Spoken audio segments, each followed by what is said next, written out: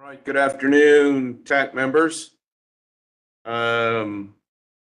Still trying to identify somebody named call-in user 2. If that is you, if you could let us know who you are, please.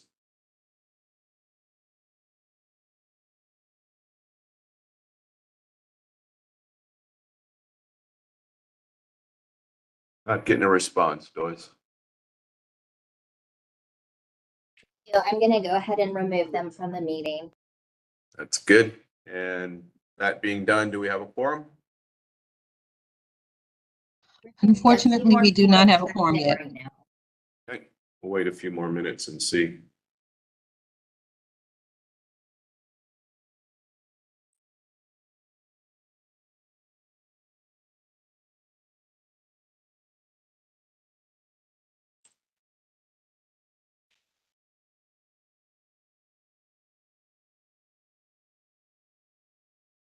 I assume only having the one action item on the meeting summary, we can just delay that till the next meeting.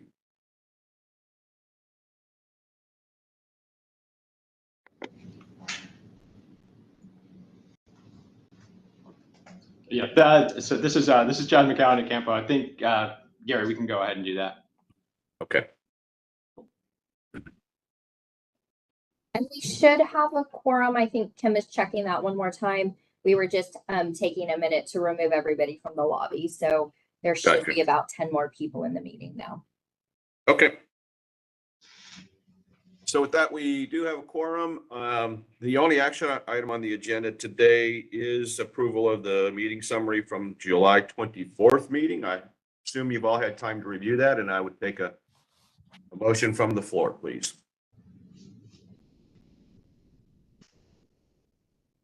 Emily Barone, motion to approve. We have a motion from Emily Barone. Is there a second?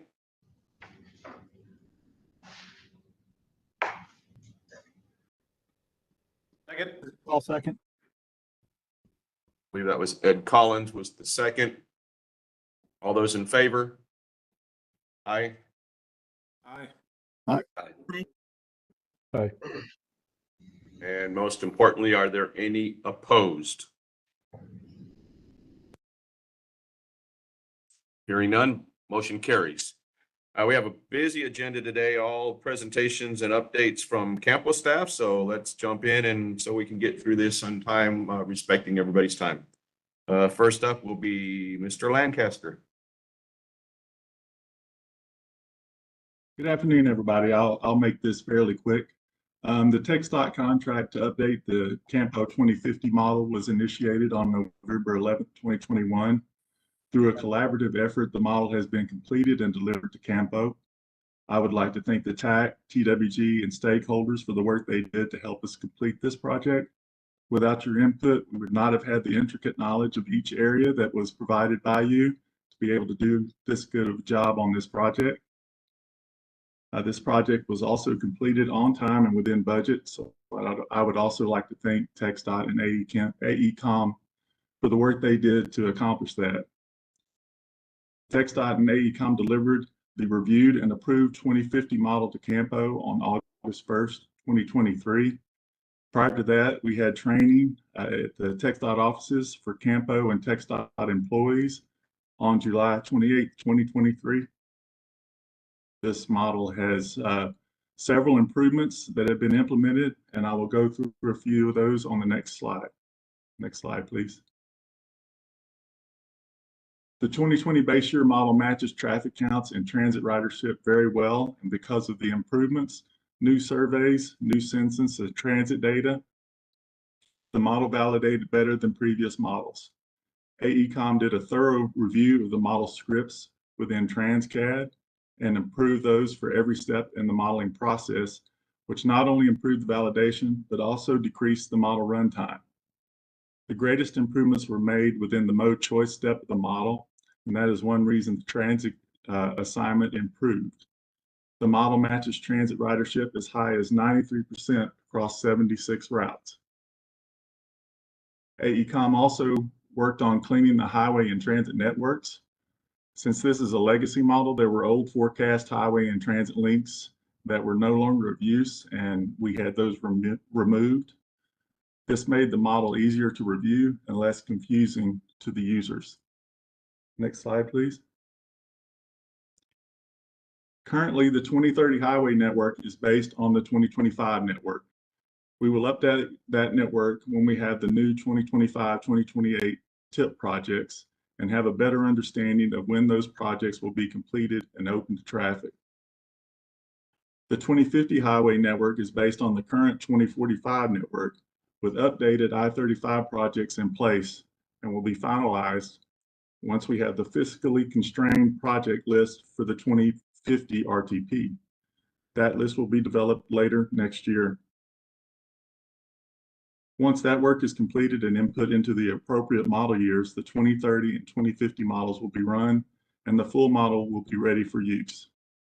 As a reminder, I attached the demographic and employment forecast totals to the TAC memo that was sent August 21st of 2023, if you want to look back over those again. And that completes my presentation. I will take questions. All right, thanks, Greg. Are there any questions of Greg? It's a hand. I see no hands jumping up. Yeah, this is Ed Collins. There you go, Ed. Yes, sir. Yeah, I wanted to compliment the consultants. They're quite brilliant people. We asked them several tough questions, and they came back with some really good research related to transit and the pandemic. The people working from home and telling us kind of what their thoughts were. But I found that they were very well versed in what they're doing, and I'm hoping that this product is going to help everybody over the next 5 years before we do it again. Thank you.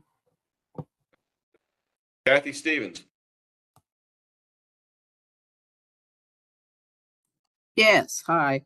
I was just wondering, Greg, whether you've run the model yet, and if so, whether there's anything we can glean from the model as is, any key takeaways that might help inform project selection for the 2050 plan. Yes, we had to run the model as part of the review process. I mean, it can be looked at. There is still a little work that needs to be done, obviously, to networks, but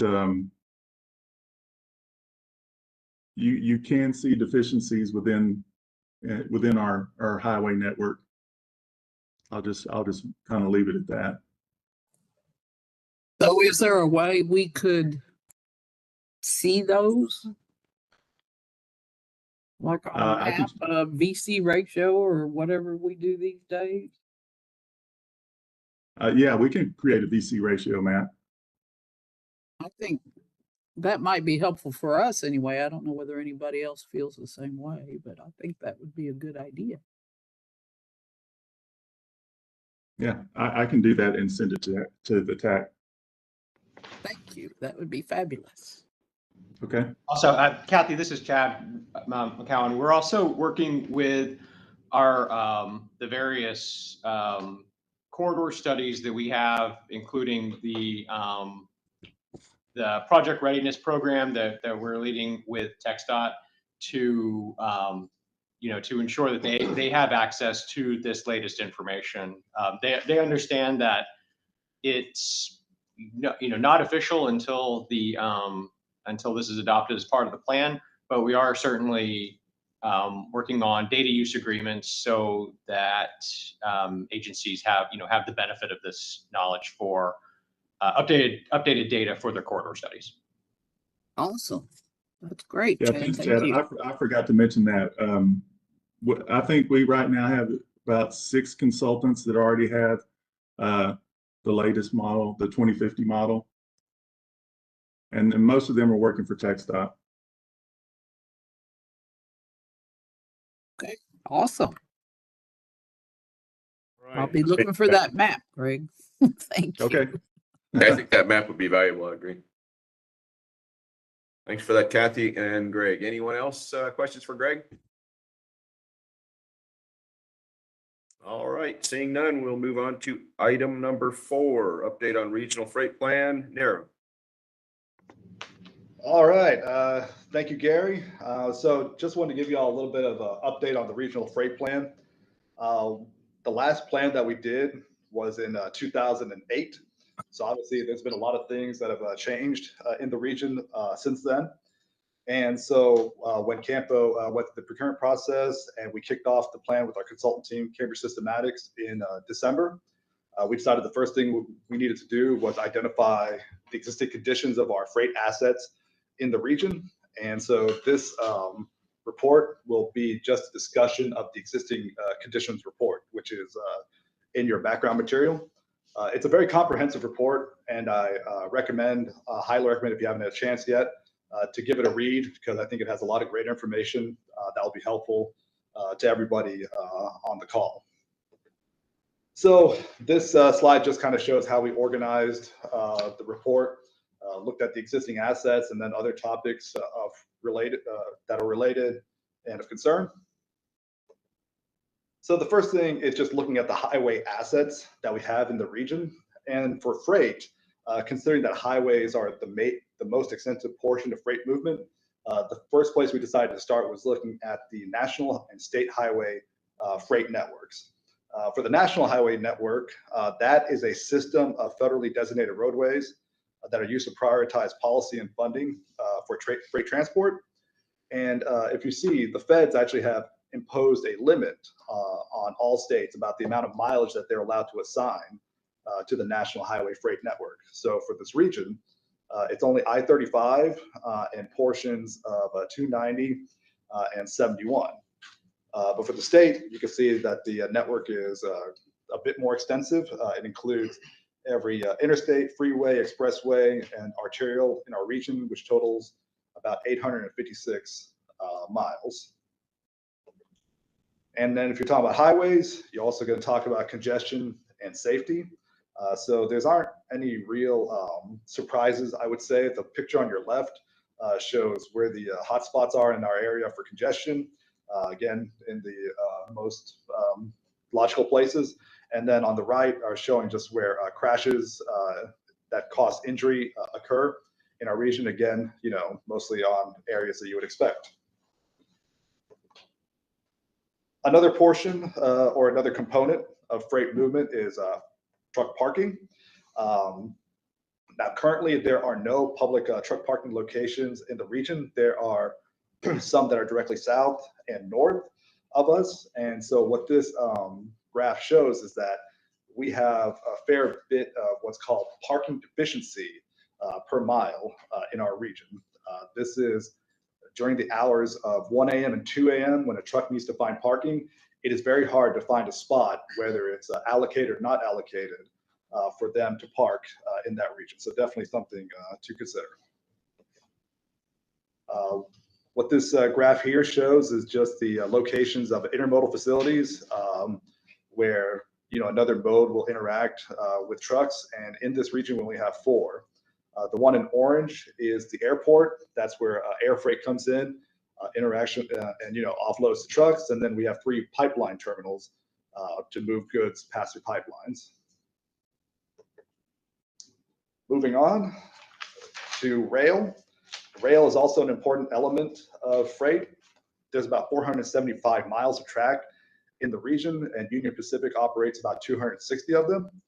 On those 475 miles, there are 47 total at-grade crossings. Bastrop County has 11 of them, and Williamson County has 16. And for air, there is only one airport that is large enough to require reporting for freight. That doesn't mean that all the other airports that you see on the screen here don't move any freight at all, but their runways are not long enough for federal requiring reporting on what kind of freight movement happens in and out of those airports. At Bergstrom Airport, every year since 2018, there's been about an 8% increase in the amount of freight that comes in and out.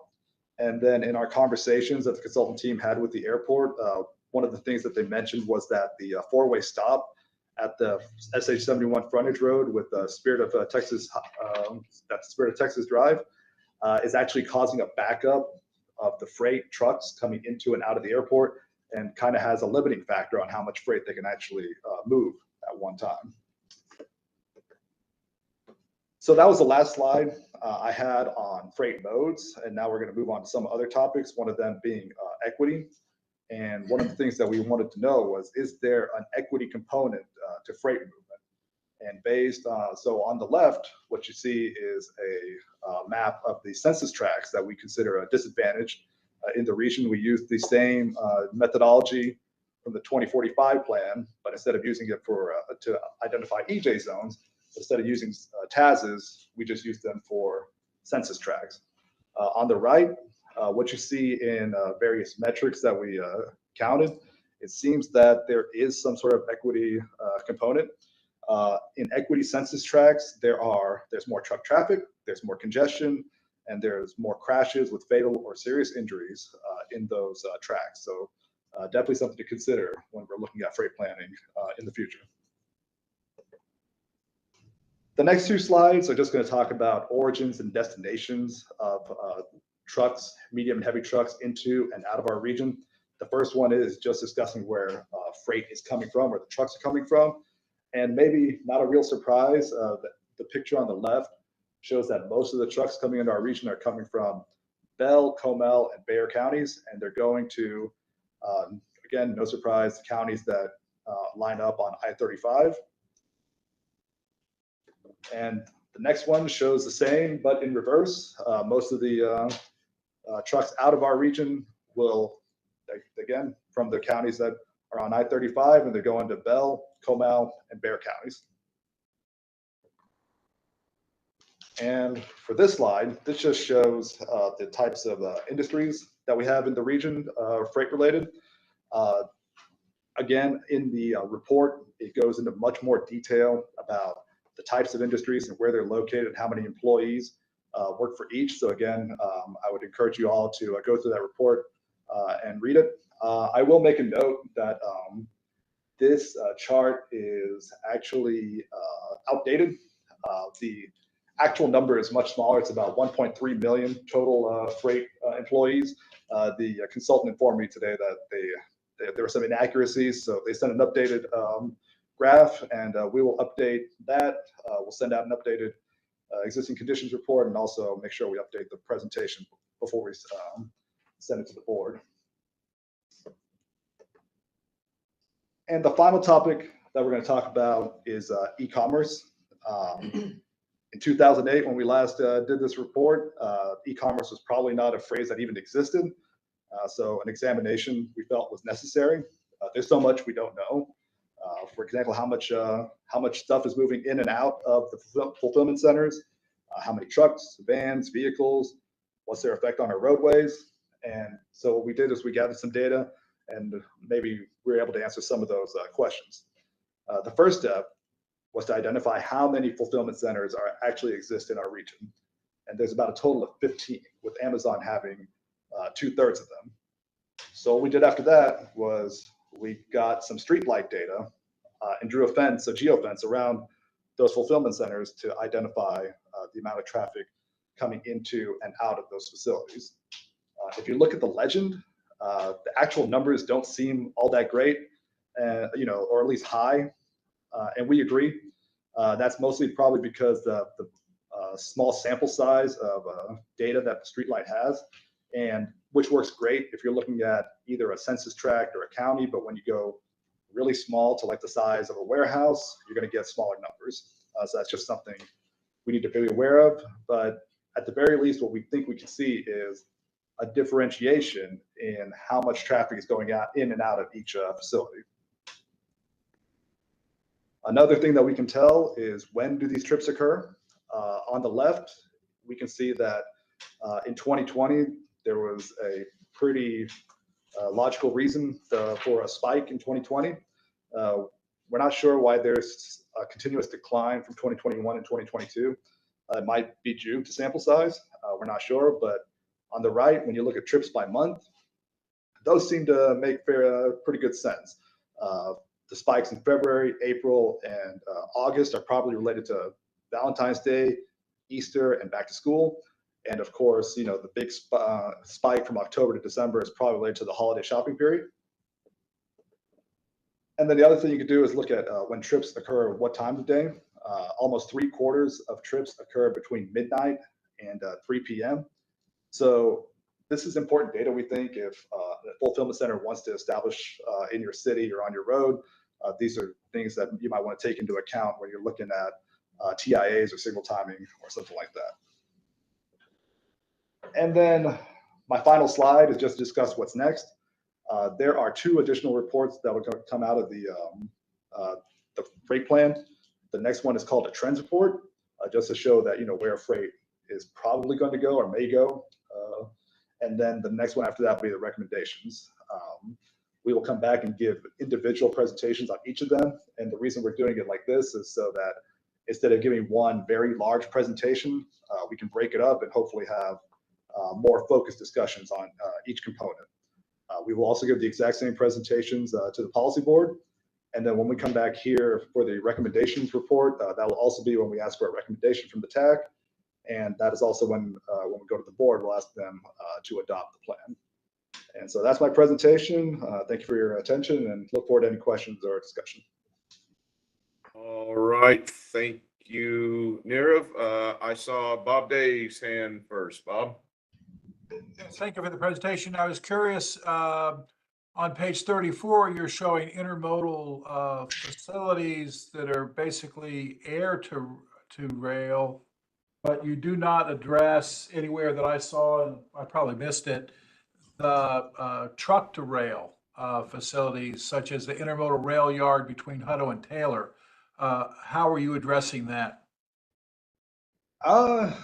Daniel, you're on the call, right? Can you address that? Hi, Nirav. Yeah, so the intermodal facilities that Nirav showed on that slide came from the Bureau of Transportation Statistics. So these were the facilities that they identified in their national atlas of facilities that were important to intermodal terminal operations.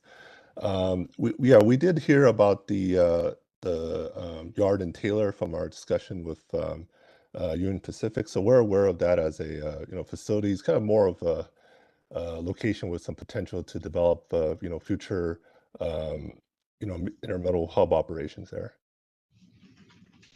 Well, I guess I realize that the report is an assemblage of data from lots of other reports. I would encourage y'all to kind of monitor that site because although it is new, it is rapidly growing and becoming a more important regional hub. If we're really going to talk about what's important to the CAMPO area, I think that's going to have a big impact on freight rail for the roadway network there. We're already seeing some pretty significant impacts, and there's rumor of another yard going in east of Taylor. So you might talk to the Taylor folks about that. Thank you. Thank you. I would agree with Bob. Just regionally, that facility is rapidly increasing in its significance to this project. Ed Collins.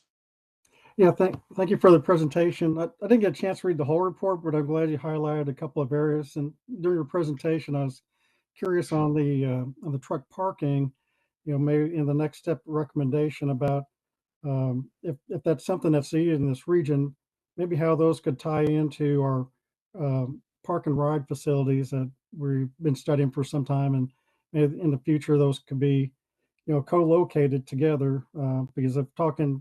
I think you mentioned that the times that the truckers use it would likely be times that are not being used by commuters, and just maybe that could be part of the recommendations, or to take a look at it, see what might happen there.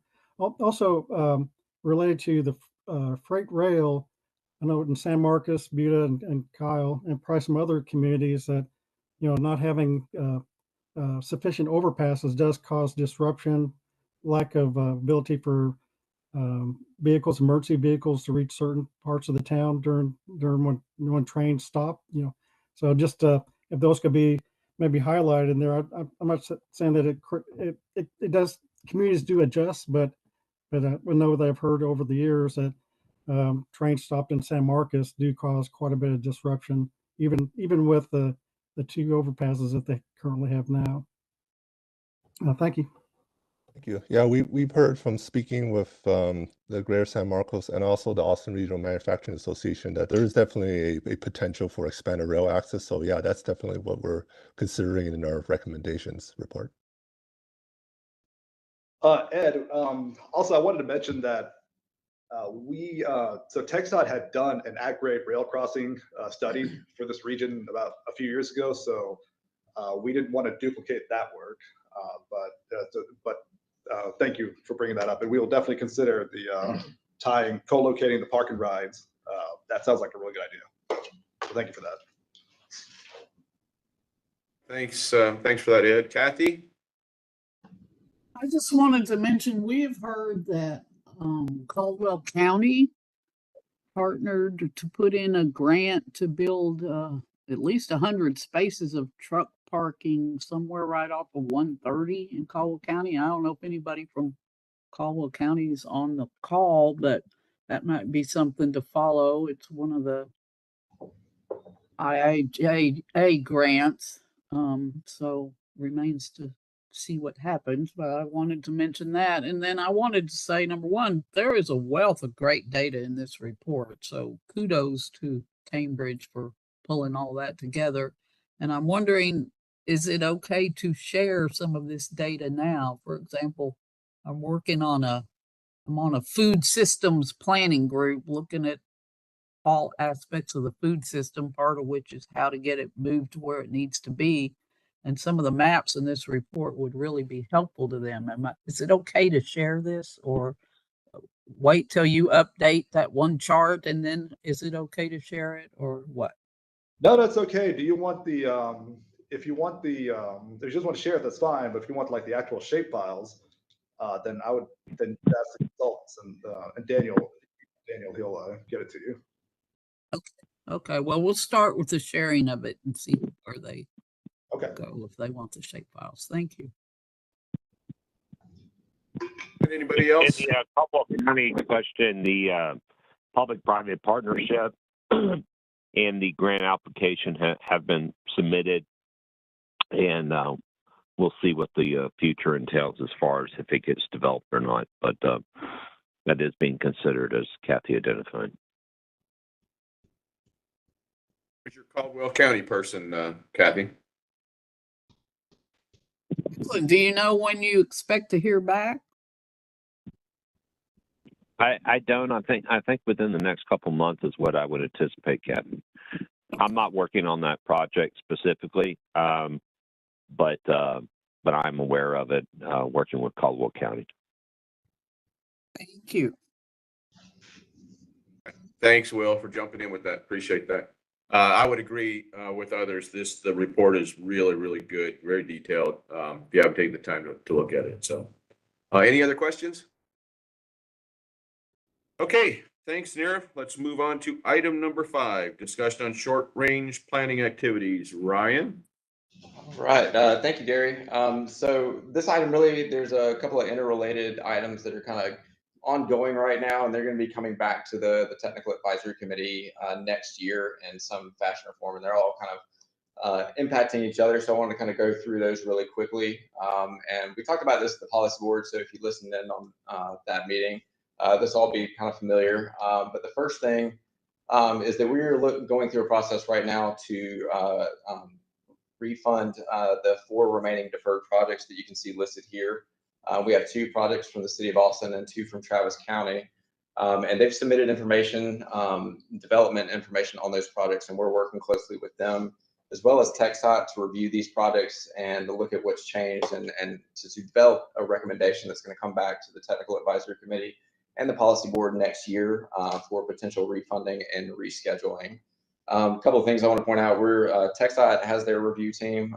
That's where we are in the process currently. is that TxDOT is reviewing these projects as well as our team here. We're also having our GEC consultant over at BGE review the information as well. And then we're going to be scheduling meetings individually with the sponsors to review the findings of those reviews and discuss developing a recommendation. So just look forward to that. That's going to be a pretty substantial item coming up next year, but just want to go ahead and get everybody thinking about that. Next item is that we are finally unveiling our new project tracking system. This is a system called My Projects that's being developed by our consultants. This is a custom cloud-based project management system. And we've got it customized basically to follow the development process here in Central Texas, basically the TxDOT local government project process. And so and I've sent the email out last week, but on November 1st, we're going to have our initial training. And I would like, if there's somebody, since I know a lot of the TAC members are going to be the ones actually using this system, if anybody wants to volunteer to have kind of a private preview with me and the consultants kind of go through it and get your feedback. One thing I want to point out is this, we've got it in a really good spot today, but we want to get your feedback on how it works for you, and so we can make tweaks as needed. But a couple of important things. It's going to have a dashboard that'll give us a really kind of a bird's eye view of all the activity going on in the region. I think it's going to be really important both for you as technical advisory committee members, but also specifically the policy board.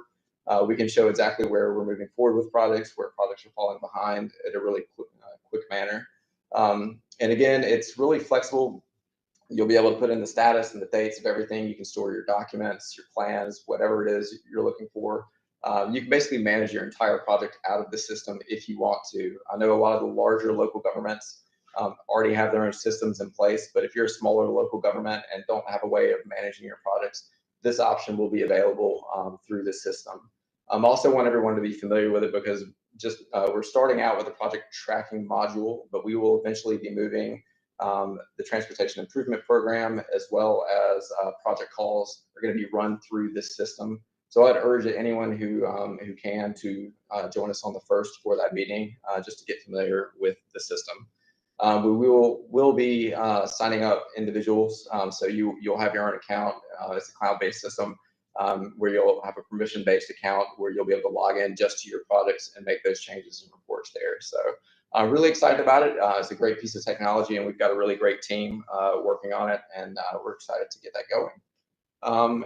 Let's see. So next, I wanted to point out the spring amendment cycle, as well as the development of the 2025 to 2028 Transportation Improvement Program. Again, they're going to be running concurrent. We have the spring amendment cycle, which is our regular scheduled opportunity to make any changes to the 2045 RTP, and then the current tip, which runs from 2023 to 2026. And then the spring amendment cycle, I guess I have a mistake up there, but anyways, the development and adoption of the 2025-28 tip will also be run through the spring. Both applications for either the spring amendment cycle or the tip is on November 10th. So that's the application cutoff date. And then we will be taking this out for community outreach in March and April. At that time, we'll also have that go through here for information as well as recommendation, and then for eventual adoption by the policy board in May. And then lastly, future funding opportunities. So the previous 3 items kind of all kind of play together with this as well. So we are hoping to initiate a project call on the upcoming calendar year. A couple of things are kind of predicated on that.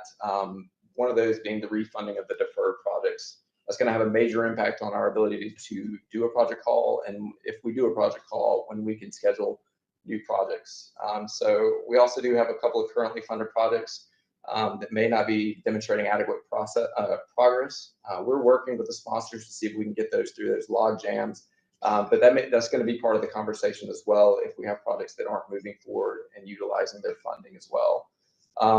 And so I would take this opportunity just to encourage everyone to make sure that they have projects ready. That's going to be a really big component of the project call, is ensuring that we have projects that are ready and able to spend the money in a timely manner. And kind of related to, this will be the next item, but there are a couple other things at play as well. There's some statewide administrative code changes that are going through the rulemaking process currently that may impact funding availability. So there may be some funding availability from other sources outside of the region that we may be able to tap. That's something Ashby and I have been working on with TxDOT as well. But there's a lot of opportunity out there, I think, and we just want to make sure that our region is kind of set up for that. So we'll hopefully, once we get through the deferred project process, we'll send out a definitive schedule. And as I mentioned, I'm working with our GEC to, we're going to be creating a project module in the my project system to run that project call. So once we have those two things done, we'll be releasing a schedule and also funding amounts as well. So I know that's a lot of information. Just want to kind of prep y'all really for next year because it's going to be very, very busy. But if y'all have any questions currently, I'm happy to take them. So thank you. Update, Ryan. Do we have any questions? Mr. Day?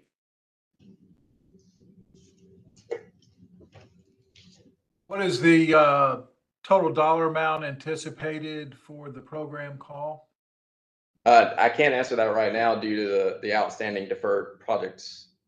So once we refund those and how much those are refunded for, once that's been approved by the policy board, then we'll have a better picture. All told, over the starting basically in 2026 and fiscal year 2027, we start the funding situation opens up pretty wide at that point. So I mean, we're looking at $150-200 million over a 4-year period that we could potentially schedule, but that also depends for new projects. That just depends on the deferred projects as well. So. And then, of course, if any projects aren't making progress and they, get pulled back and have to, resubmit at a later time, that will impact it as well. A lot of moving parts. So round numbers, you can't make a guess as to if you would do. If you look at, like $150 million new dollars and then about $100 million old dollars that are allocated already, or say it again. Sorry. Round numbers. What's your best guess for new projects? For new projects, I'd say 100. Okay, thank you. Thanks, Bob. Thanks, Ryan. Ed? Yeah, I would encourage maybe some additional funding for non-capital projects because those seem to be able to be implemented within the timeline of the availability of funds. I mean, we get into some of the roadway projects, and that's probably why you're seeing, even though we might have deferred projects, but if you don't have the funds to kind of continue to do the the preliminary work to get to where you need to be, those tend to drag out much longer. So encourage the CAMPO staff and others to kind of take a look at, is there kind of bridge projects that might be non-capital type of activities that may be able to continue some progress of funding programs that could have some good benefits for the region. Yeah, I mean, you raised a really good point, Ed, and I think that's the corridor program is exactly that. Getting projects ready, I think, is one of the biggest things that we need to invest in as a region. I think just statewide and nationally, getting projects, federal funding, it's available, but getting it spent and the process that takes it to get there is complex, and getting projects ready is probably, first and foremost, the biggest thing that we can do as a region. So that's a major challenge. Next year, in conjunction with a project call, we're going to be doing some project development workshops, but it really takes investment more than anything else. So yeah, it's a good point. Yeah, the little secret is that TxDOT always has products in their back pocket ready to go. So each district, they have that little thing. So then you'll see, say, well, we can't spend the money, but then the district say, hey, we have a product that we can do. So, that's kind of a little secret I've learned over my time. All right. Any other questions on this item? Tom Godala. How's it going? I was wondering, in the future project call, is Proposition 1 or 7 funding going to be anticipated to be included in that? Not at this point. We're going to just do the Category 7 SDBG carbon reduction funding once that plan is complete, and then TASA funding as well. So yeah, no, at this point, no, it's just going to be for Category 7. Okay, and just to follow up on that, are y'all keeping track of the funding levels of Prop 1 and Prop 7? And is that going to be available in a future call or anything like that? That's something that we're discussing with TxDOT, but and we are tracking that. I mean, the UTP, I would encourage you to, that amount is in there because that's rolled into, Props 1 and 7 are rolled into categories 2, 4, 12, and it just depends on how the commission distributes it. So that really depends. We work really closely with the district, obviously, on category 2, and that may be a potential in the project call because I know we did that in 2018. But at this point, they're still working through their deferred project list as well, and so that's really going to be rolled into that more than anything else over the next few years. So at this point, it'll just, for CAMPO's perspective, it's just going to be SCBG, CRP, and TASA funding. Thanks, Ryan. I go back to that number I threw out, Bob. That again, that number may change wildly, so we're still kind of working through that. But yeah, so we'll have a definitive figure in January. Gary, I had one more question. This is Ed Collins. Related back to the other category that we have a consultant that's doing some work to provide a recommendation. When would that come out? I think it was related to congestion and other kind of air quality funding. Say it again. Yeah, that other program that's a new program that we have a consultant. Carbon reduction funding, or I'm sorry. Carbon reduction funding. Yes. Yeah. Okay. Yeah. So we are, we've allocated some of that to a deferred ITS project. Some of it's been allocated to the TDM program, and then we're going to be doing a emission reduction plan that's going to kind of set up, put together the criteria and the process and prioritization for projects in the region. So that's going to really kind of paint the picture and tell us where we need to invest our funding, and then we'll do a project call for that as well. An important thing to note, though, is that funding does, like TASA funding, have that 4-year expiration date. So if our plan is still in development, we'll roll it into the project call if we need to, so that we don't lose the funding. But that's putting that process in place, though, is pretty critical, I think, because we have all these eligible activities, but we don't know how effective they are against each other.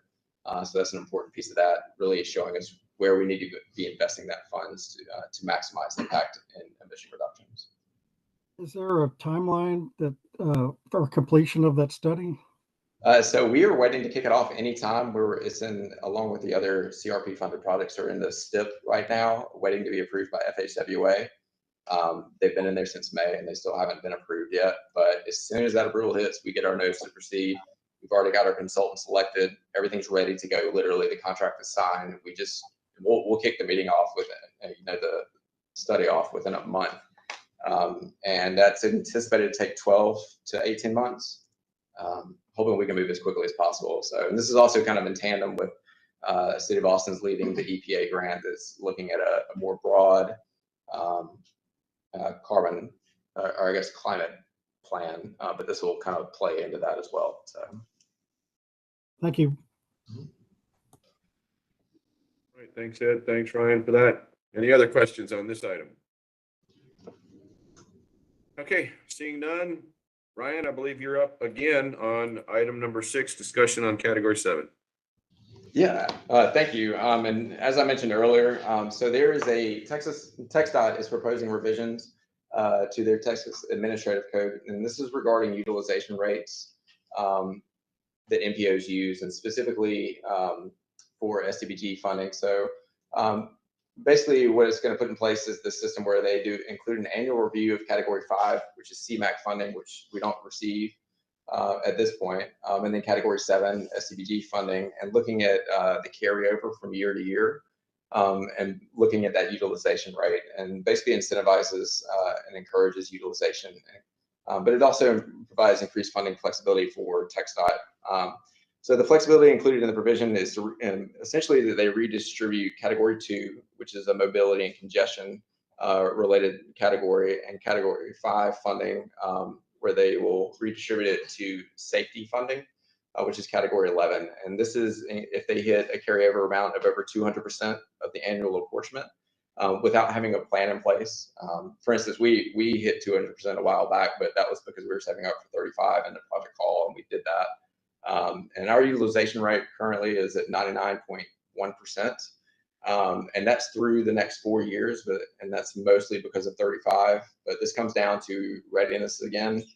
So when we select new projects for Project Call, and when we refund these deferred projects, we have to make sure that they will be used and obligated at a timely rate to keep our utilization rate. So this doesn't really impact us right now. Actually, I think it's a good thing because there is a lot of Category 5 and Category 7 sitting with other MPOs across the state.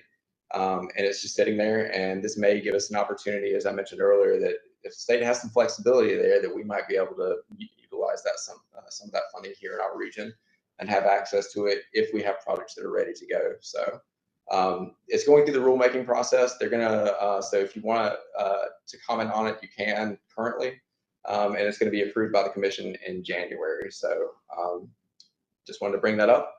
This doesn't really impact us right now, but it will kind of change the overall funding picture across the state if it goes through. So that's it. So if you have any questions or comments on that, let me know. And for clarification, Ryan, these funds that may get reallocated can change to a different category, or is it category defined? It's in the proposed rule is category defined that it'll go to safety as opposed to so yeah, if category 2 and cat 5, like if your cat 7 hits over 200%, they're going to look at your cat 2 and start moving that over to safety, which obviously investing in safety is not a bad thing. I think the difference is the category 2 is one that that TxDOT and the MPOs have joint responsibility for. And so you kind of lose that flexibility when it goes to category 11 because that's exclusively the state. So I think that's really where the incentive comes from, is that it just gives MPOs a little bit less control over where their funding is spent. Not necessarily saying that category 11 is going to be a bad spend at all, but MPOs won't be as directly involved. Okay, thanks for that. Are there any questions on this item? All right, seeing none, we will move on to, thanks Ryan. We'll move on to item number 7, presentation of the state safety report. Jeff? Good afternoon, all. It's Jeff Kaufman, Texas A&M Transportation Institute. I'm here to report on the state of safety in the CAMPO region. This is an update from last year's report that was presented back in October of 2022. For this report, we looked at crash data from 2013 through 2022, 10-year period. These data come from crash reports that have been submitted to TxDOT by law enforcement agencies as a requirement. Anytime there is a crash involving an injury, fatality, or any property damage over $1,000.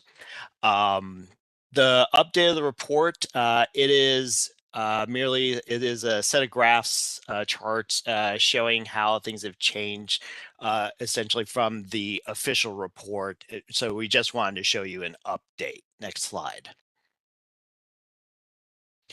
Looking at regional crashes, the region is approaching pre-COVID levels. You had a brief respite back in 2020, 2021 due to partially due to fewer people driving. But it looks like as traffic has returned to normal, so have crashes. Crashes total have been up 6.6% since last year. In comparison, statewide crashes have only increased by 0.5%. Next slide.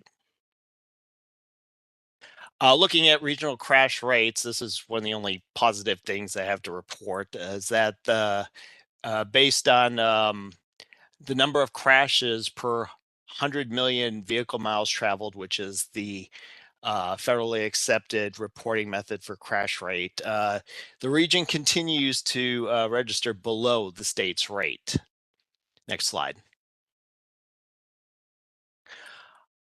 Looking at deaths and fatality rates, while I'm showing 10 years of data because with crash data, I'm really only supposed to show you 10 years, as the previous 10 years are it goes through a whole process. So looking at these 10 years, truth being told, regional fatalities are at a 20-year high. Was able to go look back through since 2003, and 2022 was the highest number of fatalities that the region has experienced over these last 2 decades. That's up 17.1% from last year. In addition, you see that the fatality rate is 1.6 fatalities per 100 million vehicle miles traveled.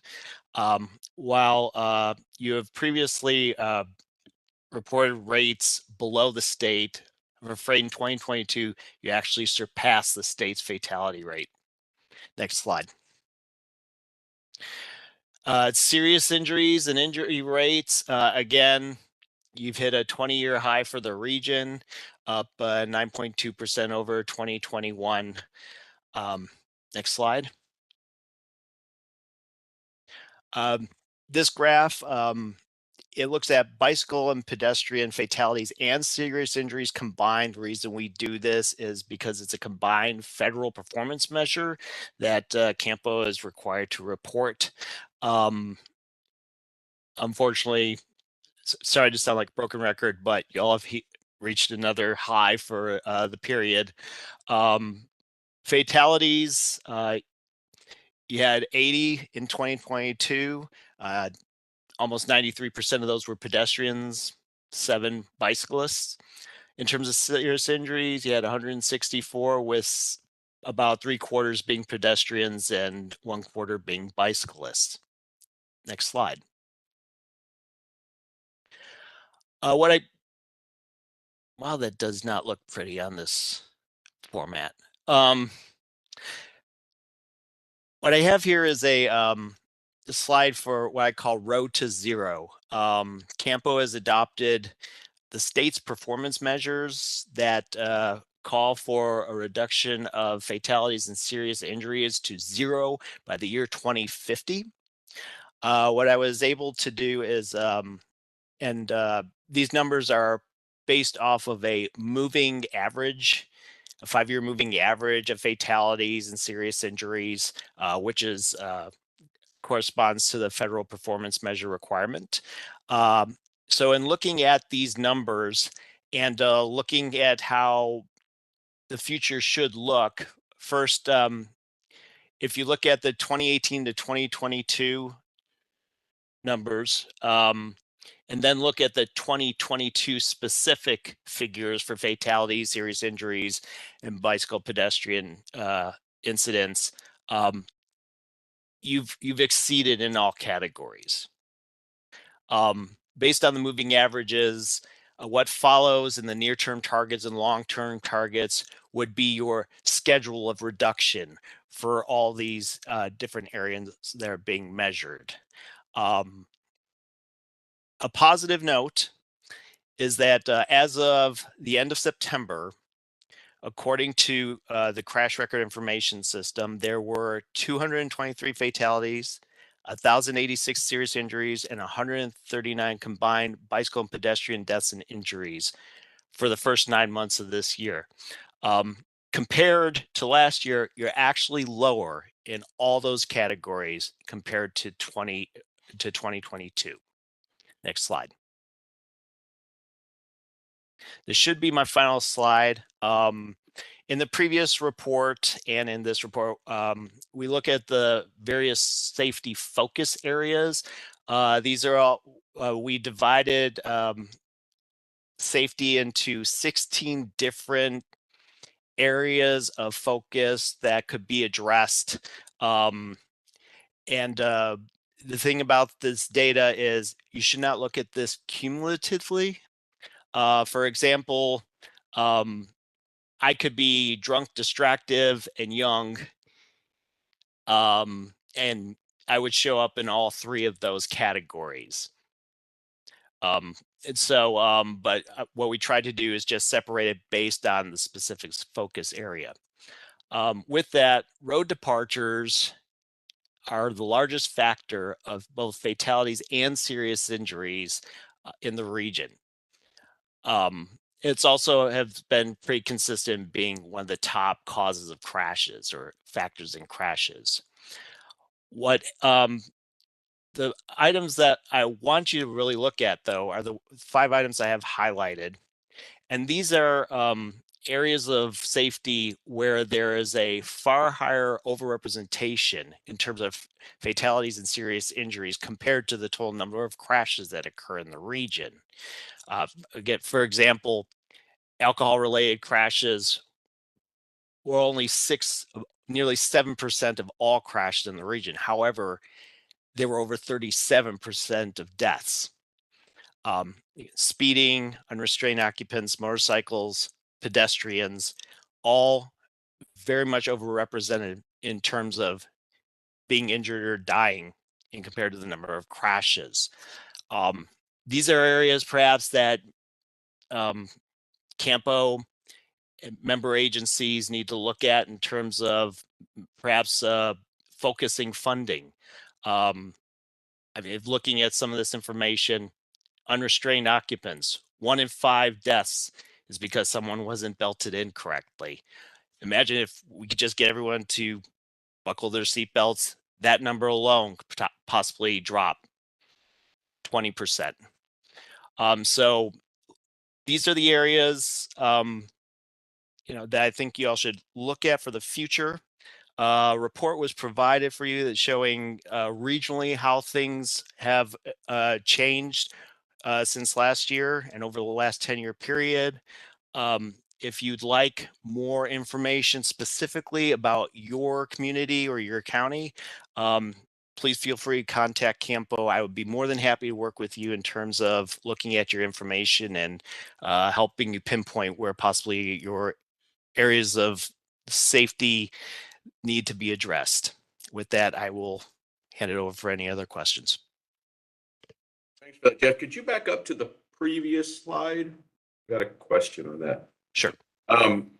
So when you say that's through the September time period, is that in comparison to the previous year, is that like for like through that same time period, or is that for the full previous year and then through September of this year? Like for like, first 9 months of 2022 compared to 2023 compared to 2022. Okay, thanks for that clarification. Ed. Yeah, thank you, Jeff, for this presentation. I did notice like the pedestrians. I was kind of like, wow, if we're trying to get the road to zero on pedestrians too, that's going in the wrong direction. But again, I did look like at the CAMPO website and I typed in safety and really didn't lead you to much of anything besides these reports. I went to the TxDOT website and they do have a specific button related back to safety, and they have a variety of things. And so maybe there's opportunity to connect into some of the safety information that's being produced by TxDOT and other entities. And I do think that this is supposed to be a focus area for our region, that we probably need to put a little more effort regionally to address these situations. We do talk about it, but there's always drivers coming into the system, and there's drivers that are coming from high school. They're graduating, and there's people come from out of state and other things too. So we always have a new audience that comes in every year, every month, and we just have to figure a way to help get down to the zero goal that we have. And I think we need to put more focus on this than we do for CAMPO. I agree, and ideally we should just have a giant parking lot right outside in Bell County. Just have everyone coming in from Dallas-Fort Worth to just leave their cars there, and at least in terms of people coming in from out of town. But yes, there's one of the things. In fact, one of the things that had been mentioned in the previous presentation, and hopefully that will change now that money's getting freed up, more available through the TIP and other funding sources, is that there could be funding available for some efforts done on a regional level. So I'd like to see how that all pans out, and it's good to see that there's additional funding coming through.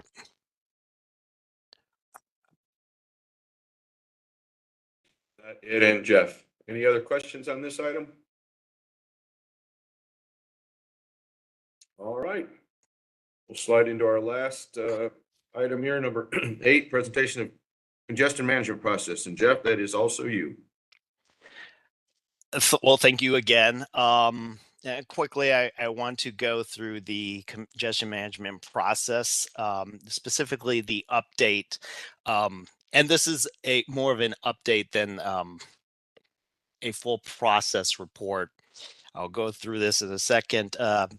For those of you who may not remember what the CMP is, it's a federally required process. It looks like looks at different methods to address congestion and manage congestion and manage those approaches' impact. The CMP was adopted by CAMPO back in early 2020, and it consists of several different components, including the identification of a network to be monitored, establishment of performance measures, reporting congestion metrics, identifying strategies to address congestion, and also to conduct before and after studies to see how the implementation of projects have been affected in terms of reducing congestion. Next slide. First, and from last time, there was the development of a CMP network. This network it is not the full transportation system, but it's more of a representation of the system. And it's partially based on the availability of traffic and congestion data. Also, this is discussed with staff to get their input on this to best understand, find the roads that would be most heavily used. The roads involved have at least 5,000 vehicles a day traveled per the TxDOT roadway inventory.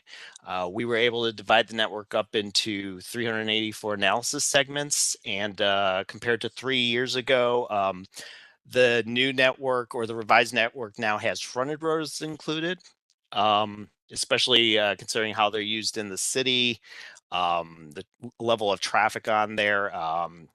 In some cases has higher volumes than some of the arterial streets in town. Next slide.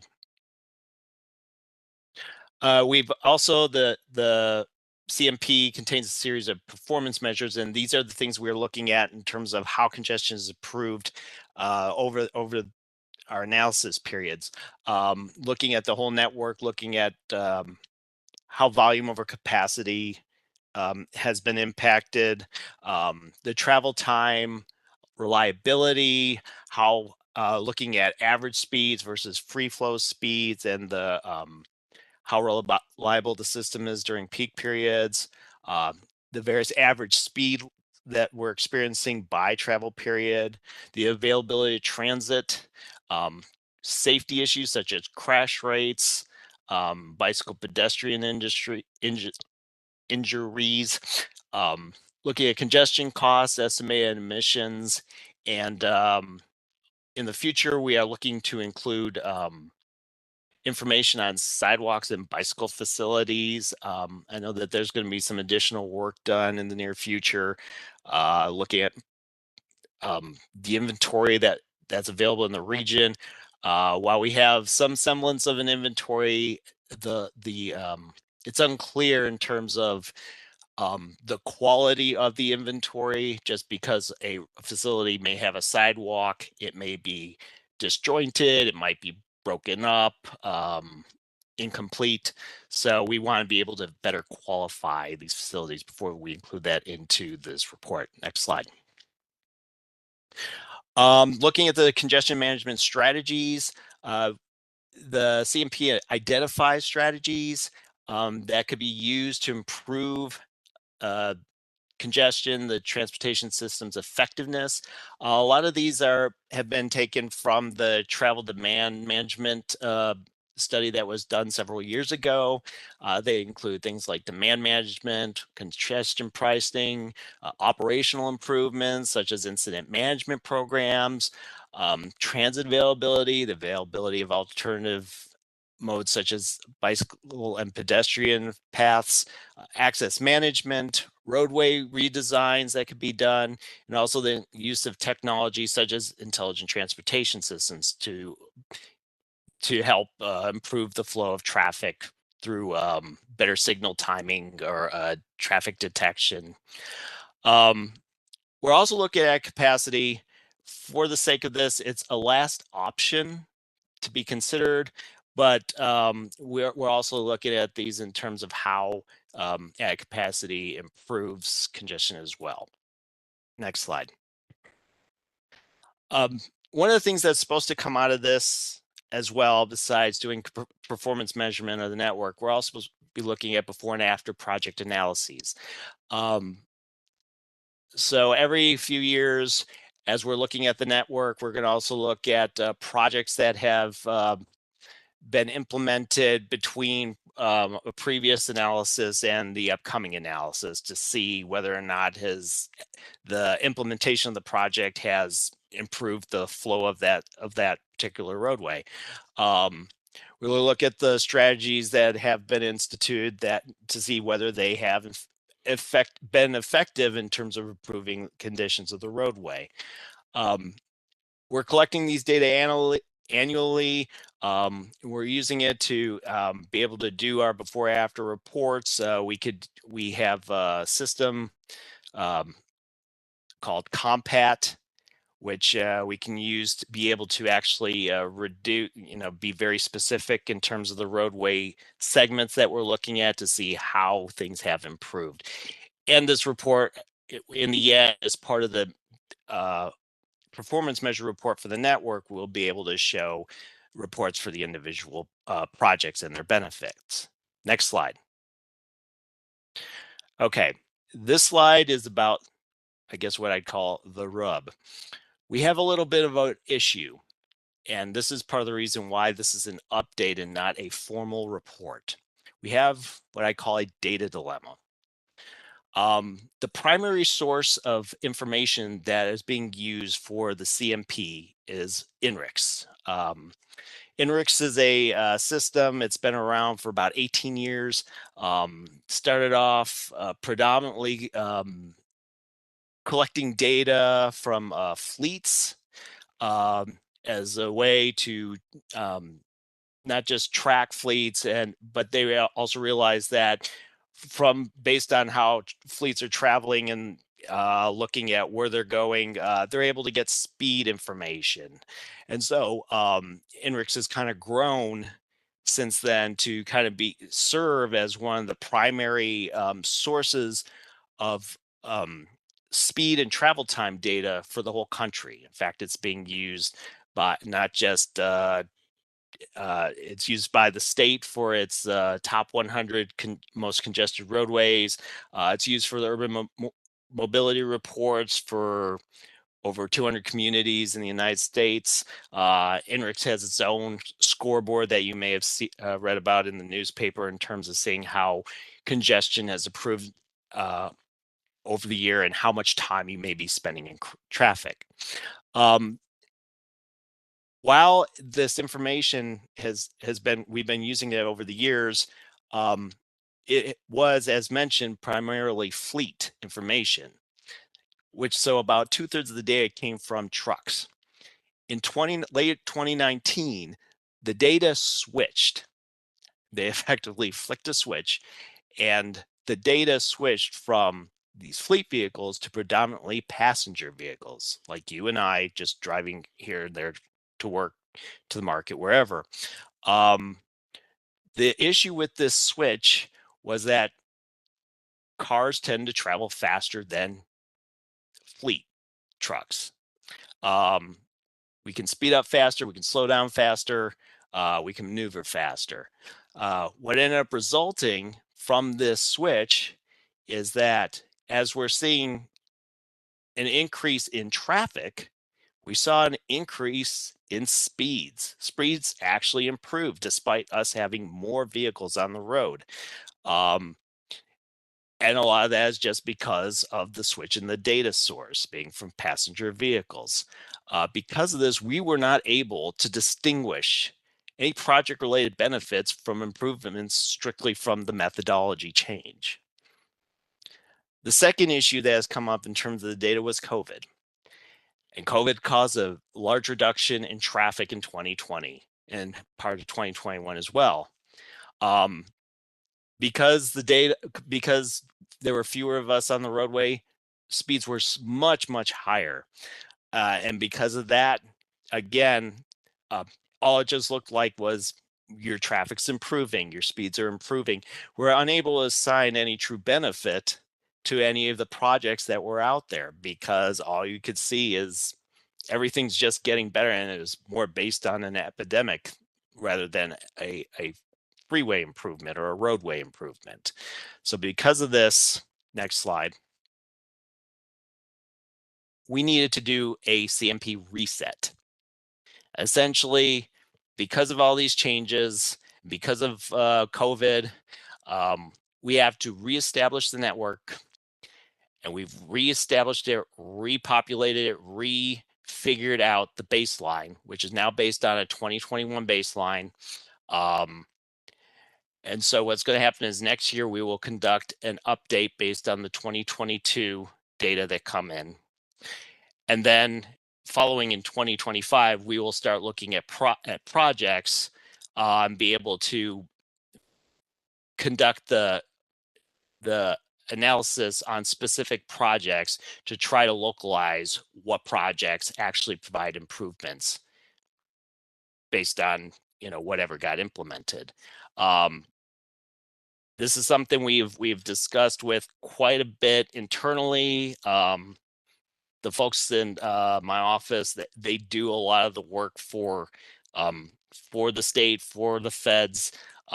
We're trying to come up with a solution. We're trying to come up with a alternative way to find a way to be able to do some of this assessment, but just the nature of the situation, the nature of the data, we have to just reset and start afresh. With that, I'll answer any questions. Thank you, Jeff. Ed? Yeah, sorry. I think that we have some really good reports here on safety and the CMP and the freight. Where this can, I think the update of the dashboard would be a helpful way to get information out to different people. And one thing I noticed on the dashboard, though, there's not anything related back to safety. I don't know, maybe that's a button that can be added to the dashboard, and maybe some of this other information, maybe opportunity to let other people outside of our own network of people of our influence to know more about what CAMPO does and this information that's available from a regional scale. The general public, of course, is one of those, but also, these are great opportunities to have news media cover some of these issues as these reports come out to, get not only, to let know what our status is as this date, and maybe that's become expected, and that can be done every year. Just in that way we can build community support, maybe city or county support for different programs that are more regional scale. That should be very possible. The data that I'm working with, it's all digital format, easy to upload, and able to load data into it to show changes in different roadways in terms of how they've improved or declined in terms of its performance. So that would be something, providing these data to CAMPO, they can throw onto the dashboard. Ed, for the dashboard, we do have the CRIS dashboard, which has all the crash data from 2013 to 2022 as well. We have had discussions about putting the safety report as a product onto the website, but whether it be a dashboard or a web app is something, or a web story is something that we're still discussing. I think you have to be careful that it doesn't get too busy. Trying to put too much data on one dashboard can get a little confusing as well. Exactly, yes. All right, are there any more questions on this item? Paul? Thanks. Is the network set, or would you still take feedback as far as additional roadways that may be missing? We could take additional information. That being said, I mean, we've tried, one of the things I know we looked at was there was something from the city that we looked at. I believe there was actually a higher threshold for it. It's one of the reasons we set it at 5,000 vehicle miles or vehicles per day on it was to, once we got below that, it got very cluttered. Again, it's supposed to be a representation, but please, if you do have something that you feel needs to be included, yeah, please feel free to contact me. We can do our best to include it. We have most of the data available to pretty much include any road. We just don't want it completely cluttered. The network we have is actually probably bigger than most networks throughout the country. A lot of them are actually a lot smaller than this, even for larger metropolitan areas. But yes, feel free to let me know. Or 1626 45 Southwest. I'm sorry? From Hayes into Travis County, 1626 and SH 45 Southwest. Got it. One of the things that we will be doing, and you bring up a good example. One, as mentioned, one of the things that determines which roads we choose it's information from the roads that are available. And there were some roads, because there were some roads that we identified, but for some reason, and often the reason was that INRIX for some reason had no data on that road. So odds are that next year there will be data for that road because the INRIX network is constantly growing. So as we see, so the roads are noted in terms of they should be on the network. It's just we have no data. But once data become available, then we're able to put it on. That's the reason why 4 years ago or 3 years ago, there were no frontage roads. It wasn't that there aren't frontage roads. It's just INRIX had no data for the frontage roads. Now there's data for them. So that would be a great example.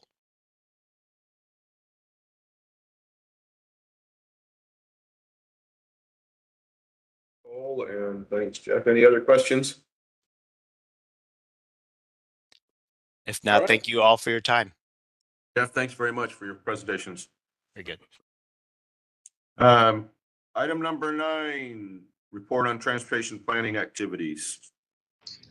Okay, I'll ask Eric Busker, our GEC team, to provide a project readiness update. All right, yes, sir, Chad. Can you hear me? Yeah. Okay, great, thanks.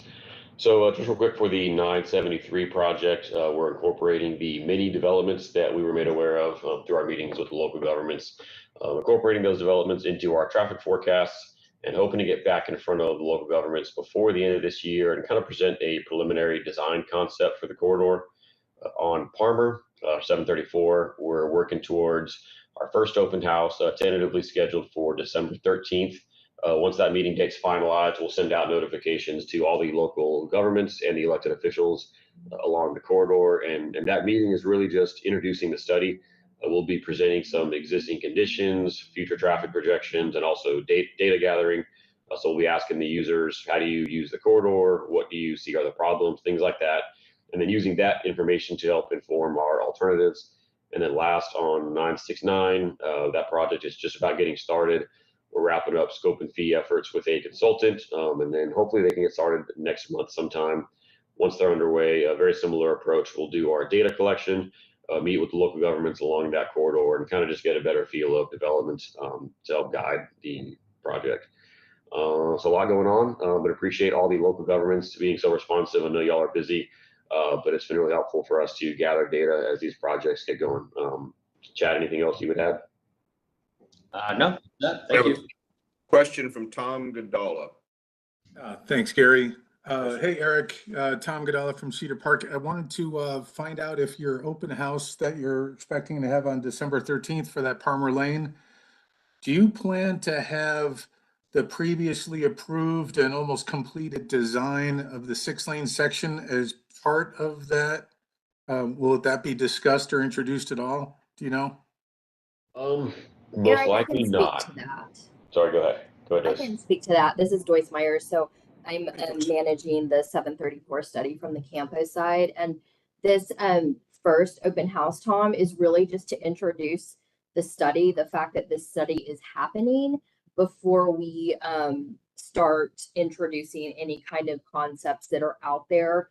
So we really just want businesses, residents, property owners, and others that travel the corridor to know that this study is happening. That's what this first open house is designed to do, introduce them to this study. And then we've got 2 more open houses after this one. And those are the open houses that we plan to introduce some of the concepts that are out there, and then also get feedback from the public on what it is they are seeing as their concerns and needs. Okay, and I'm sorry to follow up. The reason I brought that up is because a lot of folks around here in Cedar Park have been anticipating that widening coming.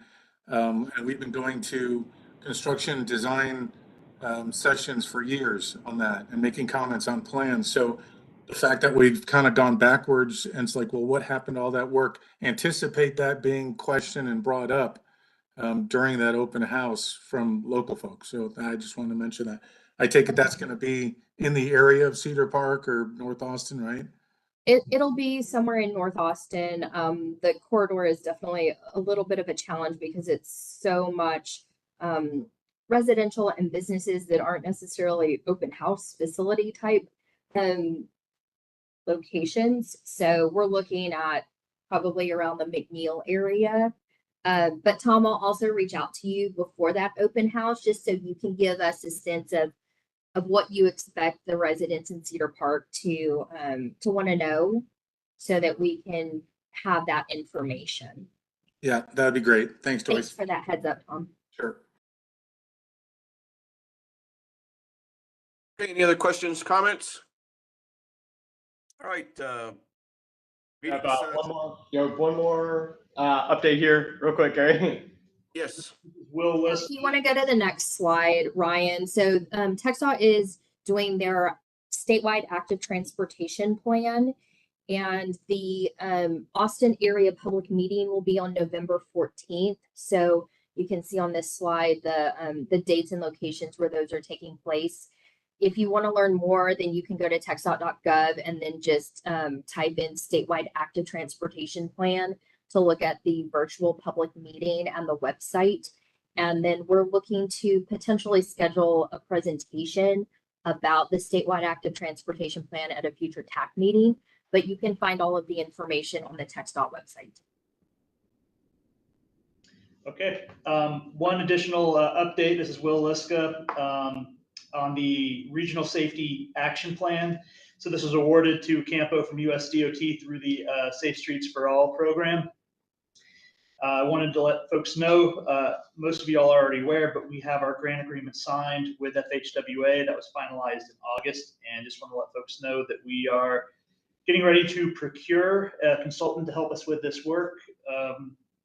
That RFP should be out imminently. That's the last of the activity notices. Great, thanks, Will. Thanks, Chad. All right, lastly, our upcoming meetings. We have a policy board meeting on the 13th of November, and the next TAC meeting at the moment is scheduled for November 27th. So if there are no additional questions, comments,